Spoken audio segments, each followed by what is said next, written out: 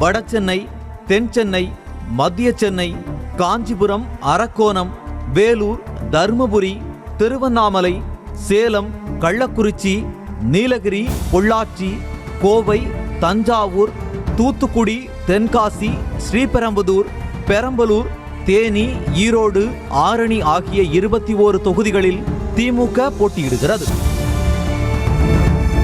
திருவள்ளூர், கடலூர், மயிலாடுதுறை, சிவகங்கை, திருநெல்வேலி, கிருஷ்ணகிரி, கரூர், விருதுநகர், கன்னியாகுமரி மற்றும் புதுச்சேரி ஆகிய 10 தொகுதிகளில் காங்கிரஸ் போட்டியிடுகிறது. விடுதலை சிறுத்தைகள் கட்சி விழுப்புரம் மற்றும் சிதம்பரம் தொகுதியில் போட்டியிடுகின்றது.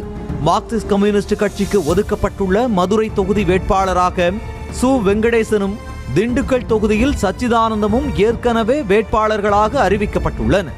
இந்திய கம்யூனிஸ்டுக்கு ஒதுக்கப்பட்டுள்ள நாகப்பட்டினம் தொகுதியில் வை. செல்வராஜும், திருப்பூர் தொகுதியில் சுப்பராயனும் வேட்பாளர்கள் என அறிவிப்பு வெளியாகியுள்ளது. கொங்கு நாடு மக்கள் தேசிய கட்சிக்கு ஒதுக்கப்பட்டுள்ள நாமக்கல் தொகுதியில் சூரியமூர்த்தி வேட்பாளராக களமிறக்கப்பட்டிருக்கிறார். ராமநாதபுரத்தில் இந்திய யூனியன் முஸ்லீம் லீக் கட்சியும், திருச்சியில் மதிமுகவும் திமுக கூட்டணியில் போட்டியிட உள்ளது. மதிமுக சார்பில் அக்கட்சியின் தலைமை நிலைய செயலாளர் துரை வைகோ போட்டியிடுவார் என அறிவிக்கப்பட்டுள்ளது.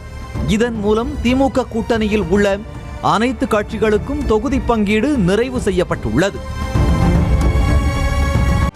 செய்திகளை உடனுக்குடனும் துல்லியமாகவும் தெரிந்து கொள்ள சப்ஸ்கிரைப் பண்ணுங்க.